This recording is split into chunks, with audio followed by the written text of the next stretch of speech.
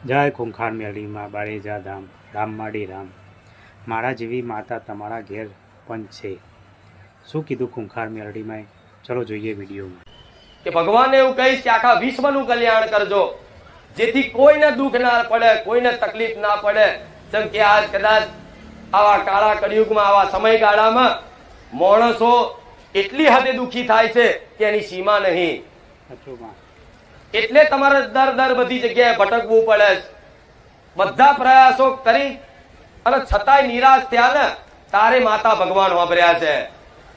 ભલે પણ કદાચ નિરાશ થયેલા મારા સાનિધ્યમાં આવતા હોય ને તો ચિંતા ના કરતા, નિરાશ થઈને ભલે આયા પણ રાજી કરીને ના મોકલું, મારું નામ ભવસર નહીં। પણ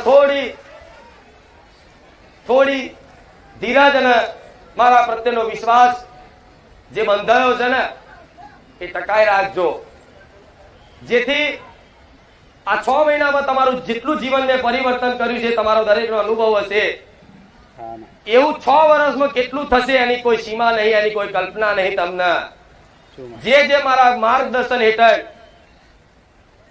એના જીવનમાં કદાચ આગળ વધશે ને, એના આગળ જતા નિરાશ નહીં થવા દઉં।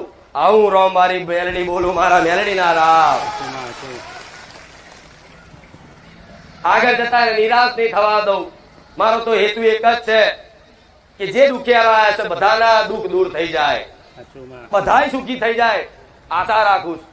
અને આશા સાથે મારા ભગવાનને પ્રાર્થના કરું છું કે હે નાથ, હે ભગવાન, હે રામ, મારા પારે જે આશા લઈને આવે છે ને એ મારા દુખિયારાઓને નિરાશ થઈ ના જવા દેતા। મને થોડું સત વધારે હાલજો, જેથી મારા આવા દુખિયારાના દુઃખ હું ભાગી શકું।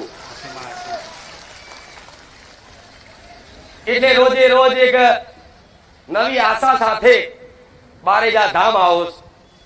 કોઈ પહેલી વાર આવતું હશે, કોઈ 5 રવિવારથી, કોઈ 11 રવિવારથી, કોઈ 3 મહિનાથી, કોઈ 6 મહિનાથી, કોઈ વર્ષથી, કોઈ 2 વર્ષ, કોઈ 3 વર્ષ, કોઈ 5 વર્ષથી।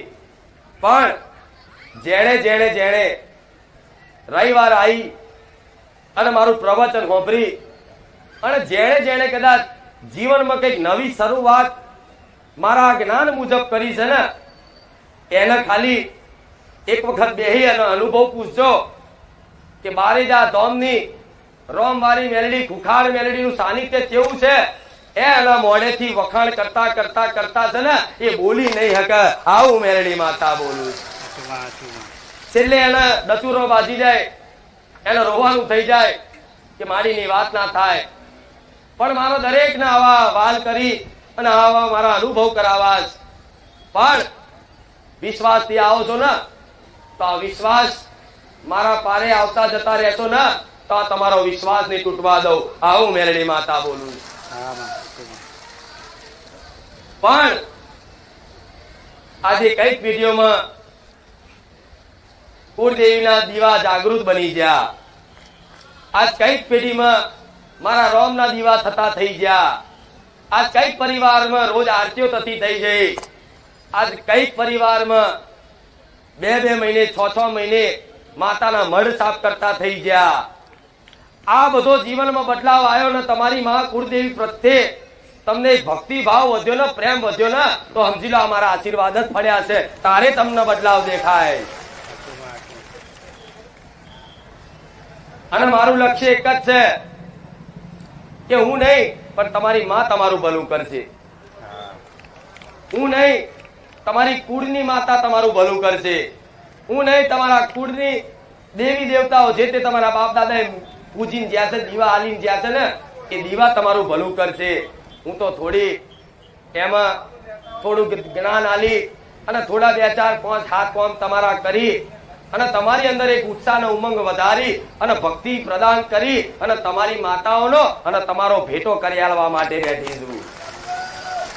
મારા ખોટા ખર્ચા કરાવવા આ હેતુ છે ને, એટલે મારો ભગવાન દાડે જો મારું સત મારી નોમના દેશ દુનિયામાં થઈ જઈશ। પણ હું નોમના બાજુ નહીં જોતી, મારા પદ હોમું નહીં જોતી। હું તો મારા ધામમાં જેટલા ભાવિક ભક્તો આવે છે ને એનું ભલું કઈ રીતે થાય ને રોજ મારો એ જ પ્રયાસ હોય છે કે શું બોલું તો એમને જ્ઞાન મળે, શું કરું તો એમને સદબુદ્ધિ આવે અને શું એવી પ્રેરણા પૂરું તેમની અંદર એ પોતાની કુળદેવીની ભક્તિ કરવાની સાચી સમજ ને પ્રેરણા થાય. આ મારા મેલડીના આશીર્વાદ છે. માતા સંત મારા ઘેર મારા જેવી જ છે ને? શંકા ખરી નહીં ને? સજ છે ને? એટલે તમારે એવું માનવું નહીં કે મારા ઘેર માતા નથી. ના, તમે નતા ને તારે તમારી માતા હતી, તમારા બાપ દાદા નતા ને તારે તમારી માતા હતી. તમારી પેઢીનું ઉત્પત્તિ નથી થઈ ને એ પેલા અનંત જન્મોથી અનંત કાળથી તમારી કુળદેવી પહેલેથી હતી શ અને રહેવાની.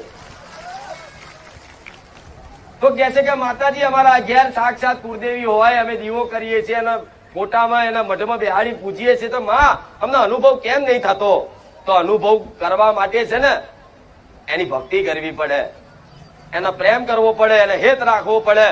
તારે તમારી માં છે ને સોને ચૂકે એવા અનુભવ કરાવે ને અને એવા વાલ કરે ને તમને એવું વાલું લાગે, એવું વાલું લાગે ને કે દુનિયાના તમે પ્રેમ મોહ ભૂલી જાઓ, બસ એક તમારી માં જ દેખાય. એનું નામ સાચી ભક્તિ કહેવાય કે જેના વગર ચાલે નહીં. પણ એ જ તમારી કુળદેવી છે ઘેર. એ જ કુળદેવી માતાને કહીશ કે તારા દીકરાઓ તારી દીકરીઓ મારા સાનિધ્યમાં આવશે આશા લઈ, તો થોડી કૃપા જલ્દી કરી દેજે જેથી હિંમત ના હારી જાય. તમારી માતાઓને એવું કહીશ કે થોડું મારું મૌન રાખી અને મારા રોમનું મૌન રાખી થોડી તારી વસ્તીને થોડી જલ્દી કૃપા કરી દેજે જેથી તારી વસ્તી આવું દુઃખ જોઈ અને હિંમત ના હારી જાય, તૂટી ના જાય. તો તમારી માતાઓ શું કહે છે મને? તમારી માતાઓનું કેવું એવું છે કે મારી વસ્તી જો કદાચ આજ મારી બાજુ સન્મુખ થયા છે ને, મારી બાજુ મુખડું કર્યું છે ને, તો વધાર નહીં 6 મહિના કદાચ એના ઘેર સાક્ષાત કંકુના પગલે ના જવું ને તો મારું નામ માતા નહીં.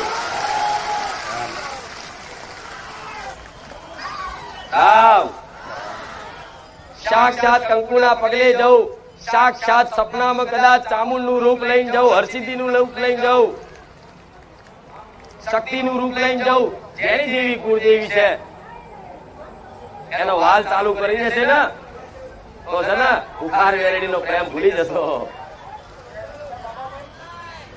એનું કારણ છે કે તમારા માટે તો એક પારખું દેવત કહેવાય, સોલંકી પેઢીની માતા.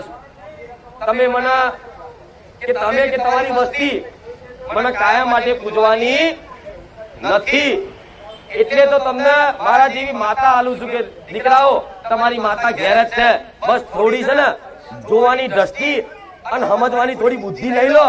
તમારી માં સાક્ષાત ના દેખાતી થઈ જાય પણ માતાને કહેજો.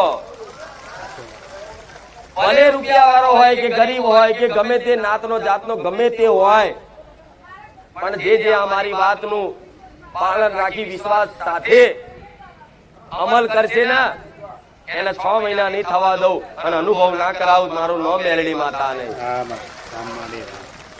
કઈક ભાવિક ભક્તો એવા છે કે માં તારા પારે આવી અને એવા એવા અનુભવ થયા છે તારા સ્ટેજ ઉપર આવીને મર કેવું છે પણ મોકો મળતો. કઈ દીકરીઓને એવા અનુભવ છે કે મારી તારે પરચાની વાત ના થાય, સ્ટેજ ઉપર આવીને અમારા માઇકમાં કેવું છે પણ માં એવો મોકો મળતો તો ભલે અહીં અહીં કહેવાનો મોકો ના મળે પણ જે હરખ ના ભાવથી પેલા તમે રાજી થાવ છો ને તો સમજી લો હું માતા તમારા એક એક મારા વખાણ કરેલા, મારા ગુણગાન ગાયેલા, મને યાદ કરેલું હું એક એક સેકન્ડ પલવારમાં દરેક નું ધ્યાન રાખું છું.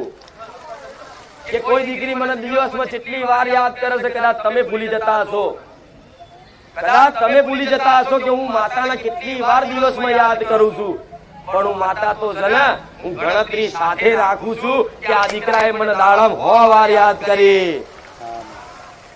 કે સોમવારે 100 વાર યાદ કરી, મંગળવારે 150 વખત યાદ કરી, બુધવારે 200 વખત યાદ કરી, એમ કરીને દરેક દીકરા દીકરીઓની ગણતરી રાખું માતા.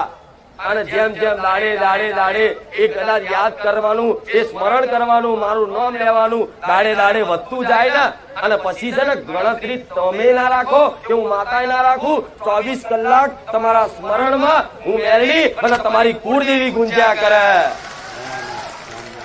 આટલે સુધી મારે પહોંચાડવાના છે બસ. પછી તો તમારે કશું જ નહીં કરવાનું, બધું જ માતાઓ કરશે. જેનું મન 24 કલાક, જેનું મન 24 કલાક પોતાની કુળદેવી અને મારા જેવી કોઈ ગુરુ માતાને માનતા હોય, એની જ યાદોમાં એને જ કદાચ સ્મરણમાં ગુંજ્યા કરતું હોય ને, અને ગુંજતા ગુંજતા એટલું બધું દાડે દાડે વધતું જાય ને, અને ધીરે ધીરે એક ખ્યાલ થઈ જાય મગજમાં, એક વિચાર બેહી જાય, પછી યાદ કરવાના ના હોય. 24 કલાક તમારા ખ્યાલમાં હું મેલડી તમારી કુળદેવી જ હોય.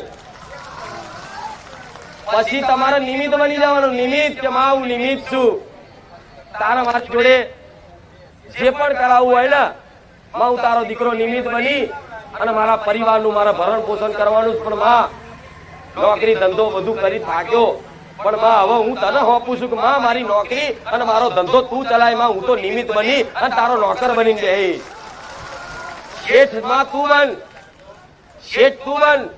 ભલે સંસારની દ્રષ્ટિએ, લોકોની દ્રષ્ટિએ તમે શેઠની ખુરશી પર તમે બેસતા હોય, પણ મનથી તમારી કુળદેવીને આગળ કરી અને કહેવાનું કે માં આ ધંધો રોજગાર ચલાવું છું ને, એનો શેઠ માં આથી તું અને હું તારો નોકર છું. માં જો કદાચ એને કર્તવ્ય હોપો, એને કોઈ કામ હોપો, તો તમારા કામમાં કદાચ ભૂલ થાય, પણ માતાથી ભૂલ થાય. માતા જે કામ હાથ ચાલે એ ક્યારે ભૂલ કરે? તમારથી કદાચ ધંધામાં ખોટ આવે, પણ માતા જે કદાચ કર્તવ્ય